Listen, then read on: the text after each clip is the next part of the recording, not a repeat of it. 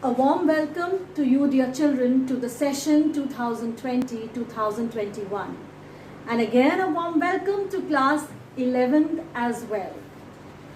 So children, we are stuck up in the lockdown, and of course, sitting at home must be quite boring as well. So we must thank God that even in this lockdown, He's provided us this platform where we can interact with each other and where we can continue with our studies, right? So we will make the maximum use of this lockdown in a very positive way. So children, I will be teaching you biology in this session 2020-2021. And before we start the lesson, let us first understand what is the study of biology. If you look at the word biology, we will see that this word biology is derived from two Greek words. The two Greek words are bios and logos. These are the two Greek words, bios and logos, and when it joins, it forms the word biology. Now, the word bios means life, and the word logos means study. So what is biology? It is the study of living organisms. And so this is what we will study in biology. Now this biology is divided into two streams. You will be studying zoology, that is the study of animals, and botany, the study of plants under biology. So two streams, zoology and botany. What is zoology? The study of animals, and botany, the study of plants. When we study biology, that is the study of living organisms, it is divided under specialized fields wherein we study the morphology. Morphology is the outward appearance. We study about the physiology. Physiology is the working of the systems inside the body. We study about anatomy, that is the internal structure. We study about origin of life. We study about inheritance, etc. So in this year and again the next year, we will study about all these things in biology. Now for this session in Unit 1, the first lesson that we will be doing is about the living world. So we will start the living world.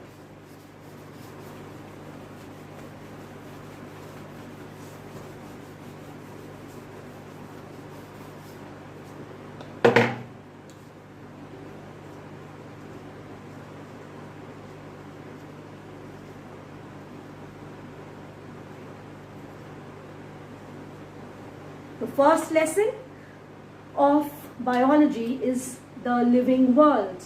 Now, what will we study in the living world? If you think about the living world, we come across a wide variety of living types, right? We come across different habitats.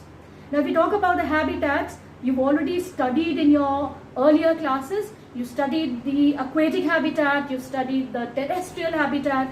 What is an aquatic habitat? We talk about animals and plants that are found in freshwater or that are found in marine habitat. Then coming to the terrestrial habitat is divided into desert type, mountainous, the forest, the plains, etc. You've also studied how the animals and the plants are adapted to living in that kind of an habitat. And what a great creation this is. No, I really thank God for this beautiful creation. Just imagine, just think about the gait of a lion, how magnificent it is. A horse galloping, how beautiful it looks.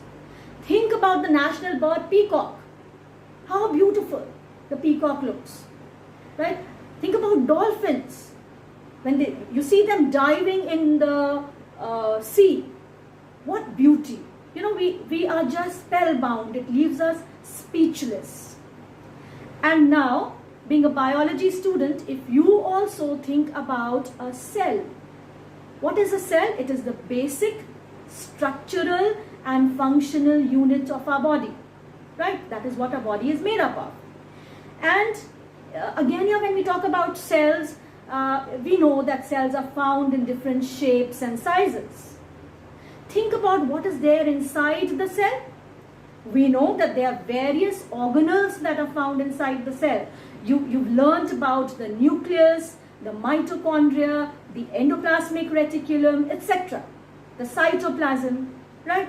Now what comes into the mind is, how do these organelles function? Or what happens? What is there that brings life to an organism? This is one question that comes to our mind. And so then, what is life? How are living organisms different from non-living organisms?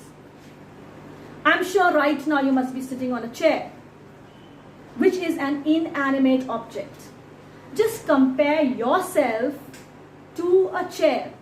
You will find there are many characteristics which are found in you that are not there in the chair. And so now, to know what life is, or what a living organism is, we need to know about the characteristics of living organisms. So here we will talk about the characteristics of living organisms. Okay, coming to the characteristics now, just think about a living organism. You can see that over the years you will see a change in the size and shape of the organism. Just think about yourself when you had joined the first year of school. You were very small, you were very tiny, and just compare that time to what you are now in class 11th. You've grown up, you've become taller, right? You've gained weight, right? And of course your body shape has also changed, right? So what do we see here is that there is a kind of a growth that has taken place in an organism, or in this case in you and in me, right? So the first characteristic that we will talk about living organism is growth.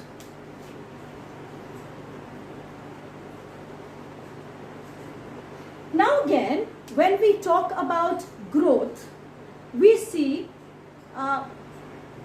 you remember how big or how tall you were when you had joined school in playgroup or in nursery, and now how big you are.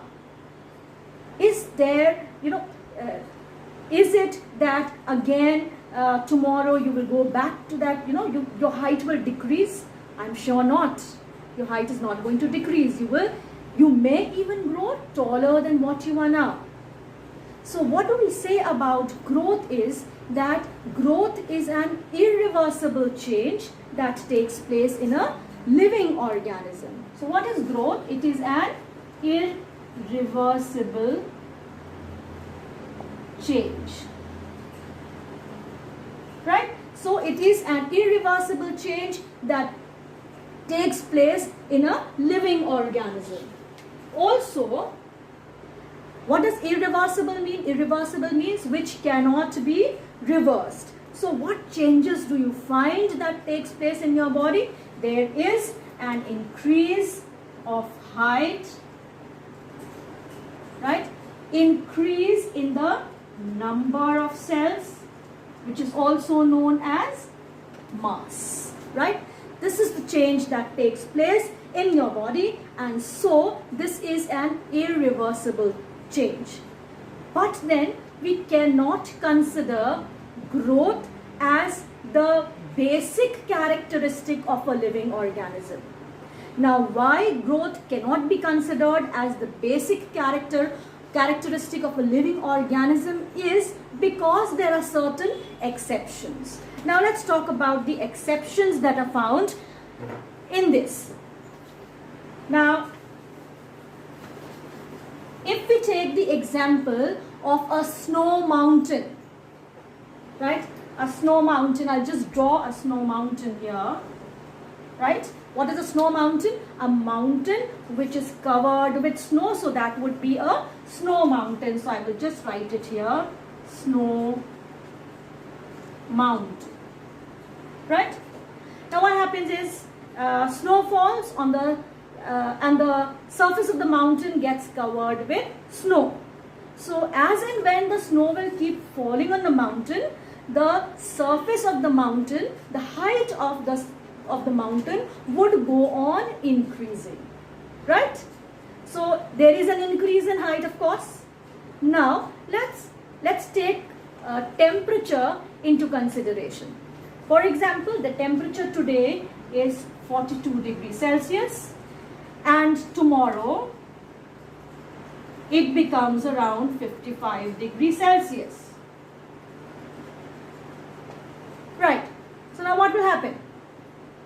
The temperature will increase, ice will melt. And when ice melts, then what will happen to the height of the mountain? The height of the mountain will decrease. Right? So what has happened to the height? There is a reverse in the height that has taken place. The height of the mountain has decreased now. Right? Now since this is an example which is showing that growth is a reversible change here in this case, so we cannot consider growth as the basic characteristic of living organisms.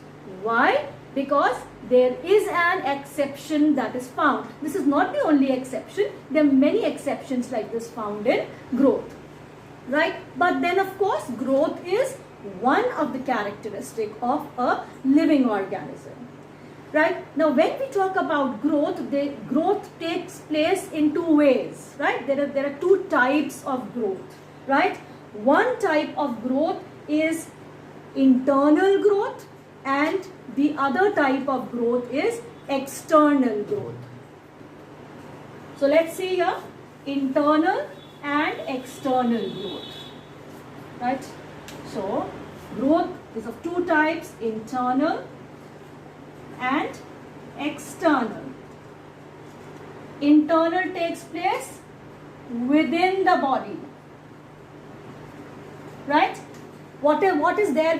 What example can we give over here? Increase in the number of cell is one example, right? When the number of cell increases, the mass would increase, right? So then there is growth that has taken place. Now the other type is external. We can give the example of snow mountain here, right? On the surface of the mountain, the snow falls, that leads to an increase in height. So that is an example of external growth. Also, we will come across two more terms here related to, of course, metabolism that we will do in detail maybe in some other class. But you should be familiar with these two terms that you will come across, and the two terms are in vivo and in vitro, right? A chemical change, a chemical reaction that takes place inside the body would be termed as in vivo, and a change that takes place, a chemical change that takes place, a chemical reaction that takes place outside the body is known as in vitro, right? So these two terms, when we will do metabolism in detail, we will study about these two terms, right? And now we come to the next characteristic of living organism, which is reproduction, right? The next characteristic is reproduction.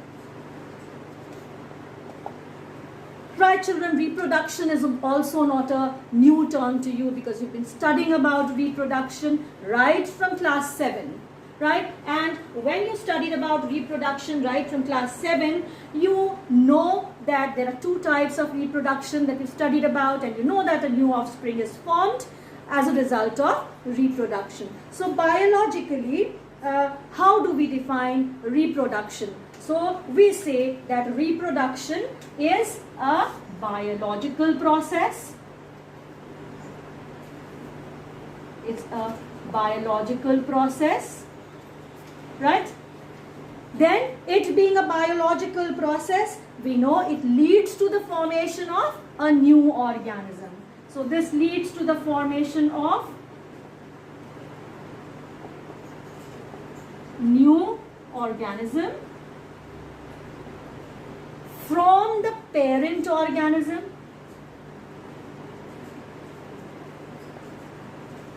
From the parent organism, right? And one more thing, that it forms an offspring similar to its own self, right? So forms an offspring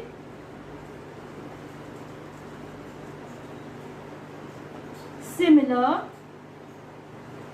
to itself. Similar to itself means a human being will give birth to a human being. A dog will give birth to a dog. Right now, a dog is not going to give birth to a cat. So this is what is meant by formation of an offspring similar to itself. Right? So this is the basic definition of reproduction. Now we know that living organisms which are formed are not always similar to their parents. Right? Now think about yourself. Do you resemble your parent 100%? No, not at all. Right? And so when we don't resemble our parents 100%, then we can also say that there are two types of reproduction. Right? I'm sure you're aware of the two types of reproduction also. So the two types, this is just a kind, this first lesson is just a kind of a recap of what you've already done in your previous classes. Right? Most of what we will be doing today, you would be knowing already.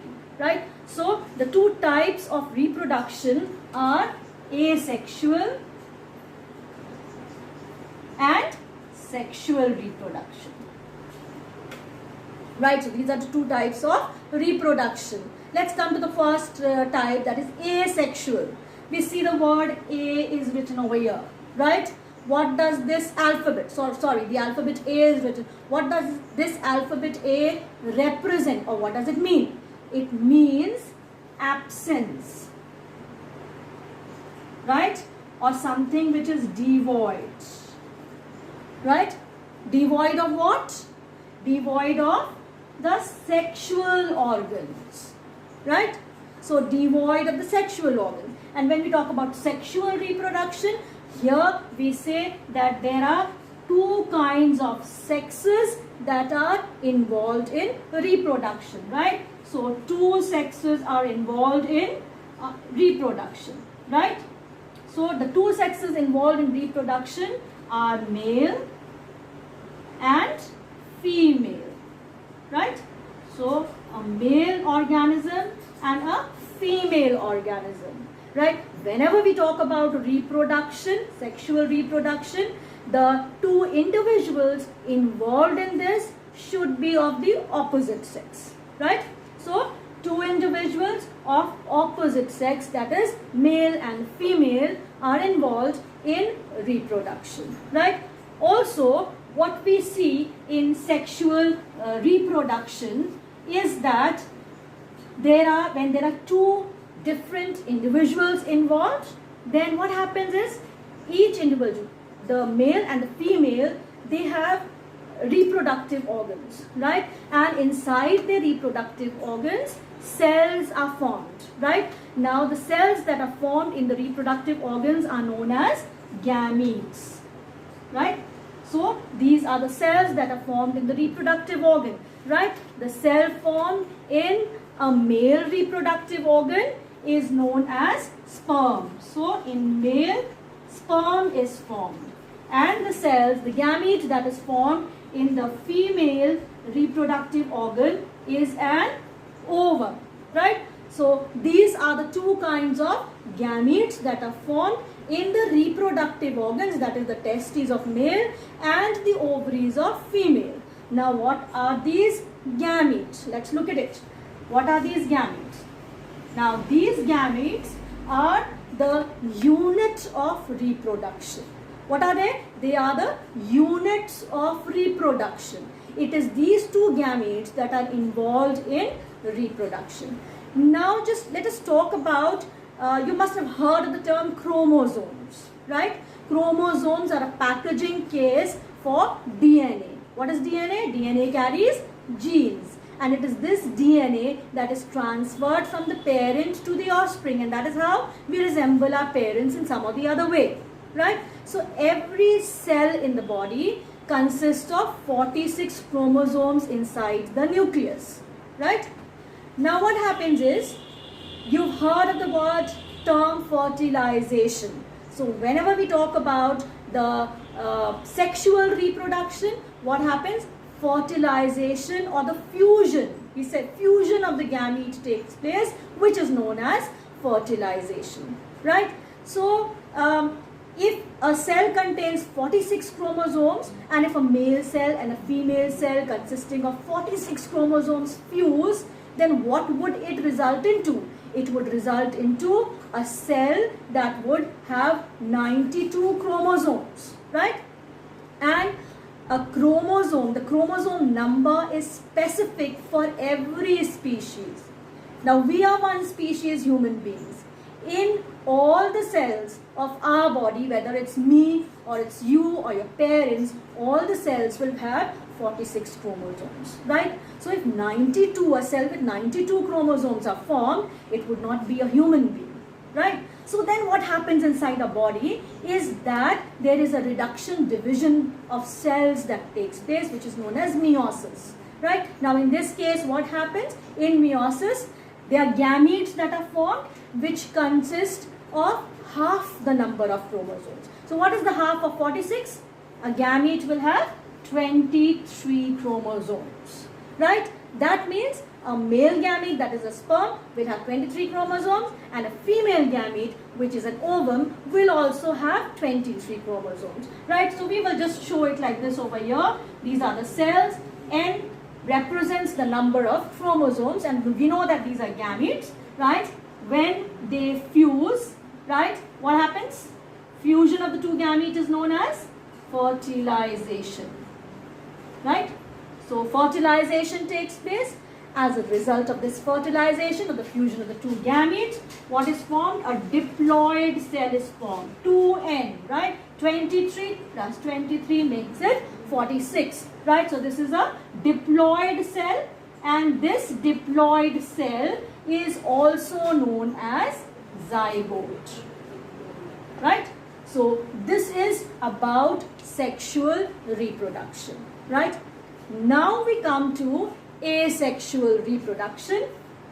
Again here, asexual reproduction, which involves, since the two sexes are absent, it is devoid of the two sexes. That means only a single parent is involved in this, right? In sexual reproduction, two parents are involved, whereas in asexual reproduction, only a single parent is involved, right?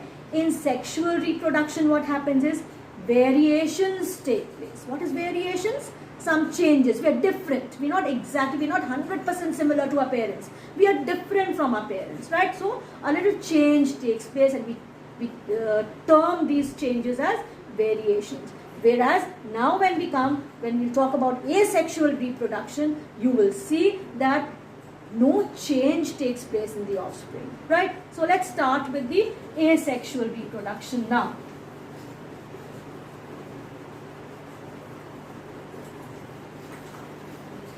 Alright, the first type of asexual reproduction that we will talk about is binary fission. Now remember, asexual reproduction means a single parent is involved. So the first that we will do is binary fission.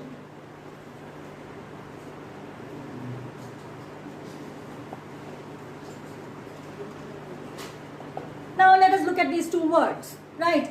By understanding the meaning of the word, you would halfway know what kind of a reproduction this is, right? The word bi means two. Fission means to break, right? So that means breaking of the parent organism into two daughter cells is known as binary fission, right?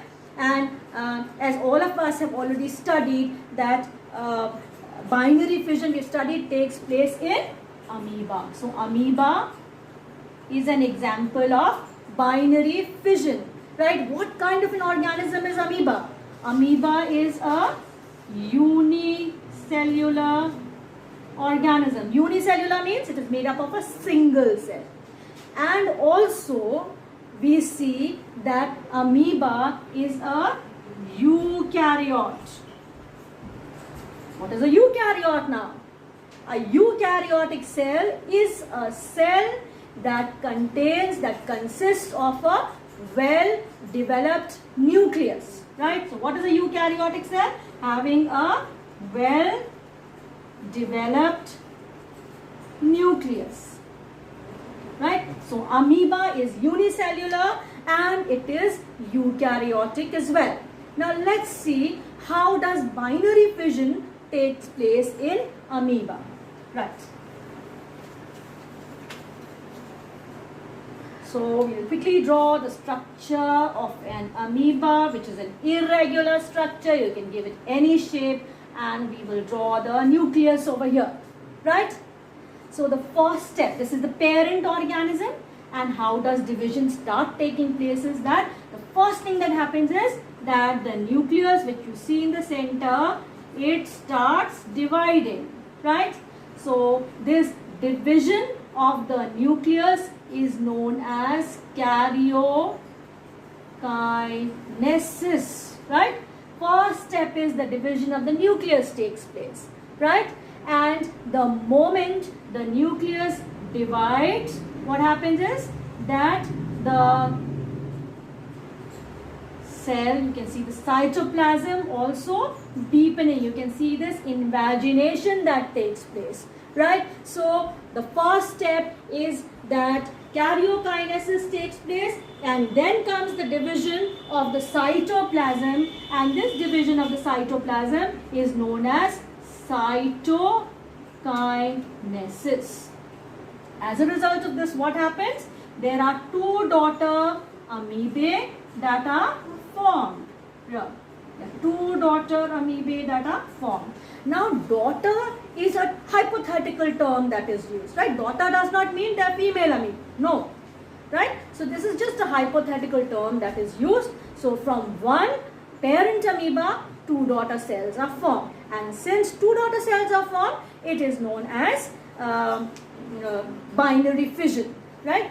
And now these two daughter cells that are formed are exactly similar to the parent cell, right? They are morphologically similar, means outward appearance is also the same as that of the parent, and they are genetically similar also to the parent, right? And any offspring which is morphologically and genetically similar is known as a clone, right? Any offspring which is morphologically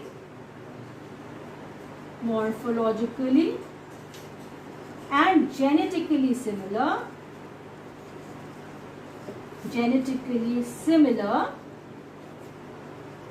is a clone, right? So the offsprings formed in amoeba, they are clones, they are morphologically as well as genetically similar to their parent, right? So that is one type of asexual reproduction that we have studied. Right, now we come to the second type of asexual reproduction. So the second one is the multiple fission, right? Multiple fission. Right? Now let's understand the two terms. Multiple means many, fission to break. Right? So breaking of the parent or dividing of the parent into many cells is multiple fission, right? So let's see here, we've drawn a parent, and so there are many cells that are formed inside, right? And once these come out, as a result of this, you will see that they are many daughter cells that are formed, right? So this formation of many daughter cells from a single parent is known as multiple fission. And one example that you will learn about in multiple fission is Plasmodium, right? So this is an example of multiple fission. So till now we've done two types of asexual reproduction. The first one is binary fission and the second one is multiple fission, right? Now we will do the third type of asexual reproduction, and this is known as regeneration. The third type that we will do is regeneration.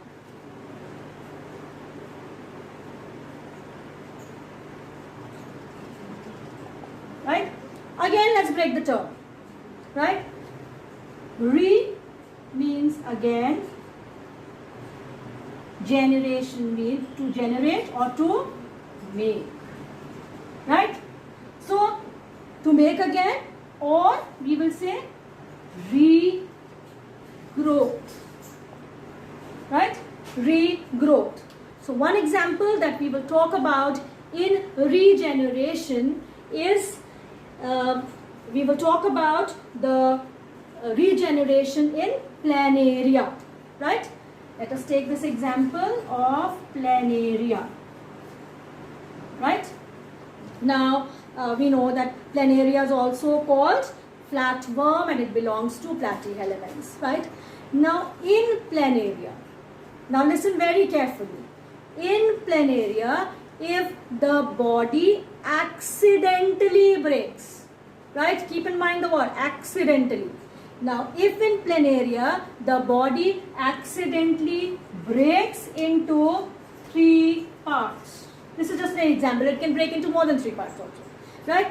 If in planaria the body accidentally breaks into 3 parts, then what happens? All the 3 parts, let's see here, this is the first part, right? The second part and the lowermost part, right? All the 3 parts will be able to grow the rest of the parts and form a new planaria, right?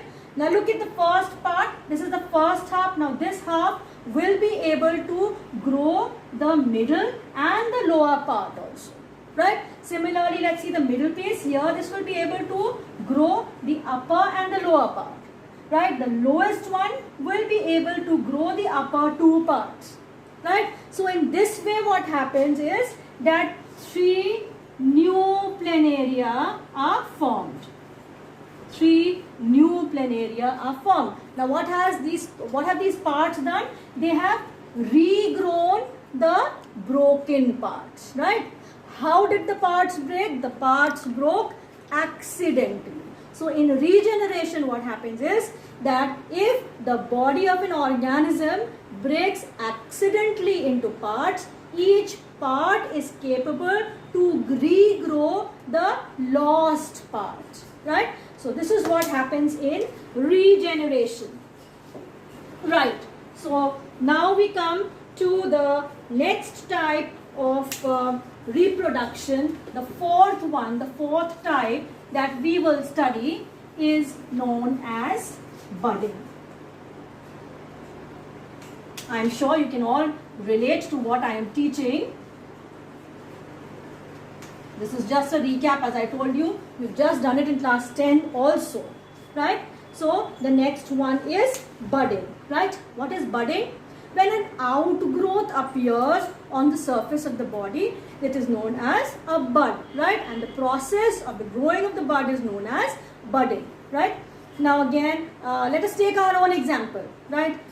You are in this, the teenage group, right?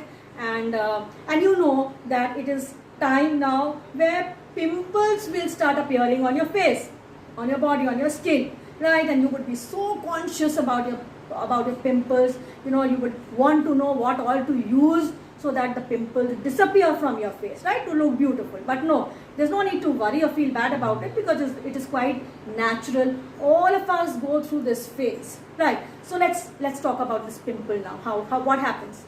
See, now this pimple is a kind of an outgrowth that is formed on our skin, right? Now how has the pimple formed on our skin? Because there is some kind of cell division that has taken place, a growth that is inside, a change that has taken place inside, which has led to that formation of that eruption, which we call pimple. In the same way, in asexually reproducing organisms, when an outgrowth due to internal cell division takes place on the body of the parent organism, that outgrowth is known as a bud, right? We've talked about a hydra earlier, and an outgrowth being formed on the hydra, right?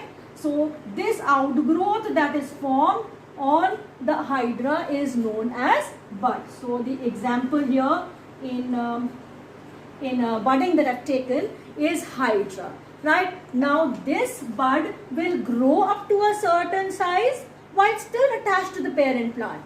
And then when it has grown enough, when it is mature enough to lead an independent life, then this bud would detach from the body of the parent organism and grow on its own separately from the parent, right?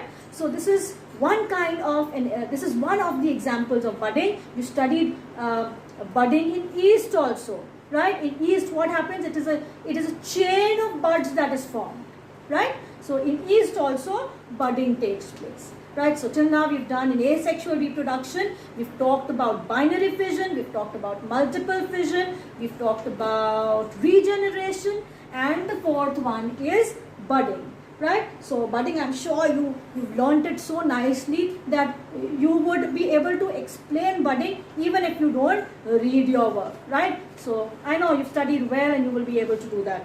Right, so we come to the next one, the fifth type of asexual reproduction, which is known as fragmentation.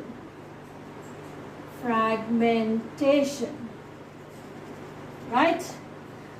Yes, fragmentation and regeneration are quite confusing, right? So let's see what fragmentation is. Of course, yes.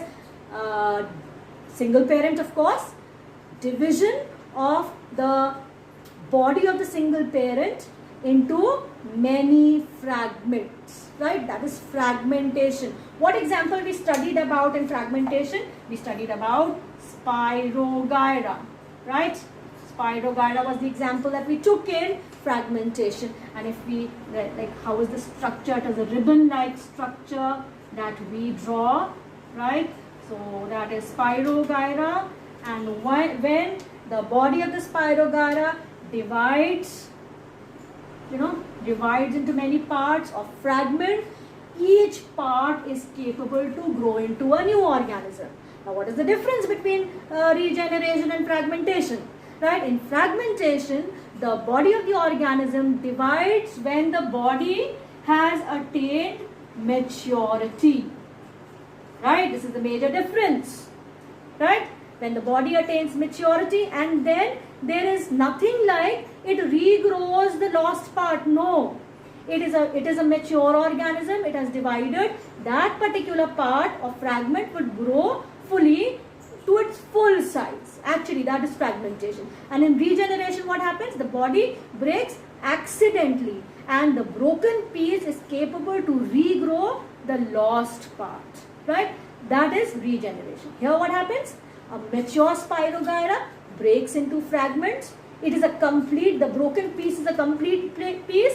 It will grow into its full size to its maturity. And so that is fragmentation, a very, very simple process of asexual reproduction. I am sure there should be no confusion in regeneration and fragmentation now. Right? We come to the last part, right? The last part, like we talked about growth and reproduction as the two characteristics, and in these two characteristics, of course, like we talked about an exception in growth, there is an exception found in reproduction as well, right? Again here in reproduction, you must have heard of an animal called mule, right? What is a mule? Mule is a cross between a donkey and a horse, right? A cross between a donkey and a horse is mule, and mule is a sterile organism. What does this word sterile mean? Sterile means it is not capable of reproduction, right? It cannot give birth to a new offspring, right? It is not capable of reproduction, so it is sterile. There are many organisms like this. If we talk about the honeybee, now the worker honeybees, who are these worker honeybees? They go to collect some food and all, right? So these worker honeybees, they are females, but they are sterile. Now, since there are exceptions like mule and the worker honeybee, which are sterile and they cannot reproduce, so reproduction also cannot be considered as one of the basic characteristics of living organisms. It is a characteristic, but we cannot consider it as one of the basic characters. Why? Simply because in reproduction also there are exceptions. In growth we talked about exceptions. In reproduction we talked about exceptions. And so these two characters, although they are the characteristics of living organisms, but they cannot be considered as the basic characteristic of living organisms, right? So we talked about two characteristics. We talked about growth and we talked about reproduction, right? And now we come to the third characteristic of living organisms, right? The third characteristic of the living organism, and the third characteristic of living organism is metabolism, right? The third characteristic is metabolism.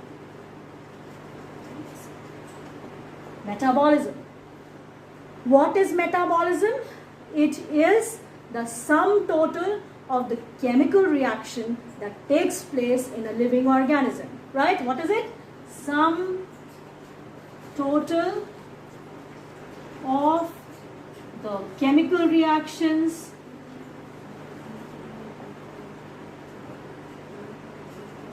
that takes place in an organism, right? Studied about chemical reactions? Yes, they are chemical reactions that takes place inside the living organisms as well, right? So those chemical reactions are termed as a common term is given to it, which is metabolism. And when you've studied about reactions, the chemical reactions, we know that there are certain reactions in which a new product is formed, right?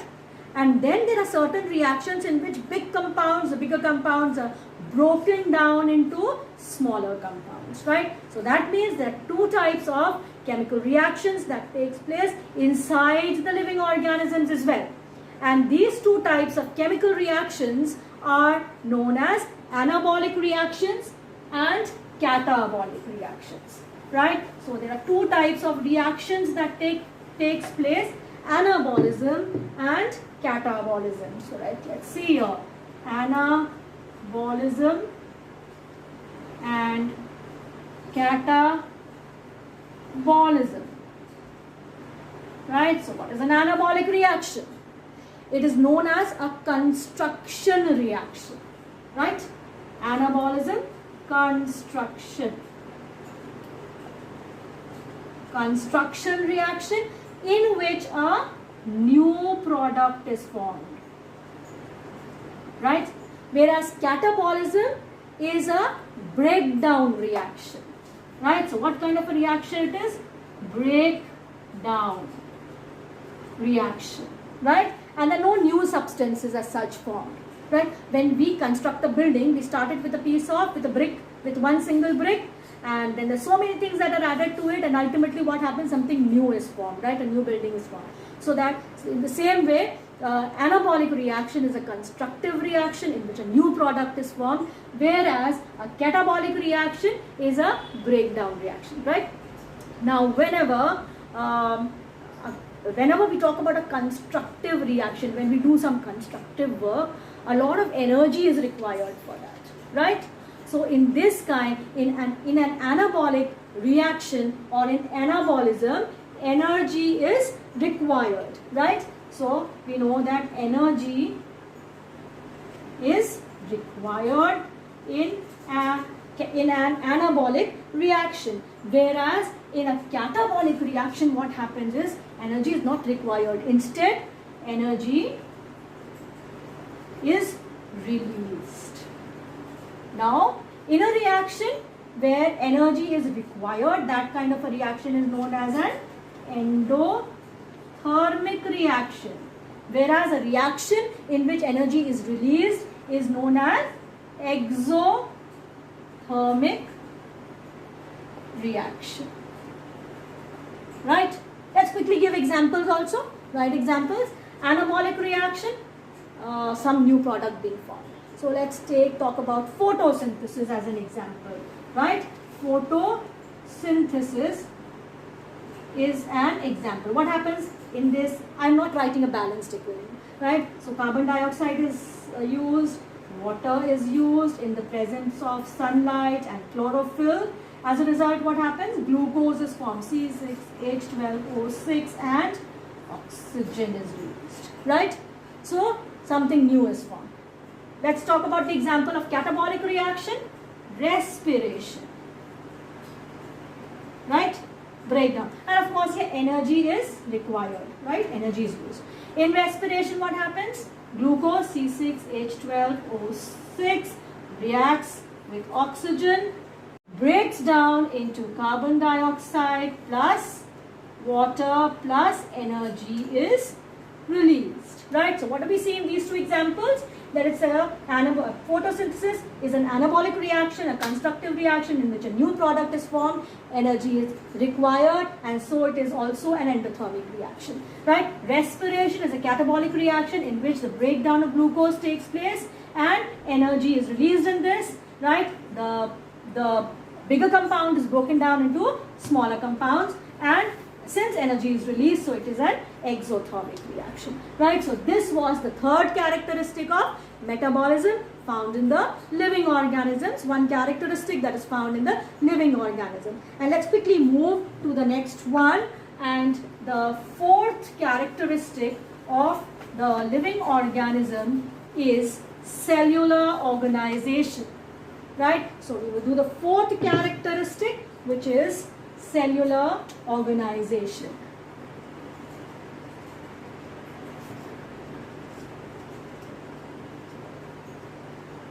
Cellular organization, organization of cells. How are the cells arranged in an organism? Right? So organization of cells in a living organism. Right? And so we come across organisms which are unicellular, made up of one cell, right? You studied diversity in class 9, and you studied about the phylums, and then you see in those phylums how from simpler to complex organisms in the phylums the organisms are arranged from simple to complex, right? So you studied about a unicellular organism, then you studied about organisms that are multicellular, right? And then what happens when these cells, many cells are tightly packed together? They are known as tissue, right? When more than one tissue combine with each other, they form an organ. And many organs in an organism forms the organ system, and so that leads to the formation of an organism, right? So this is the cellular organization that is found in living organisms, right? So we come across organisms which are unicellular, then we've come across organisms, we studied organisms which are multicellular, then you studied about organisms in which there are organisms which are made up of more than one tissue, and then organs, and then the organ system. And the last characteristic that we will study is consciousness, right? So the fifth characteristic that we will study is consciousness. What is consciousness? Being aware of the surrounding is consciousness. When a person faints, then what happens? If you shake that person, the person would not respond, right? That means the person is not responding to the environment, or the person is not conscious, right?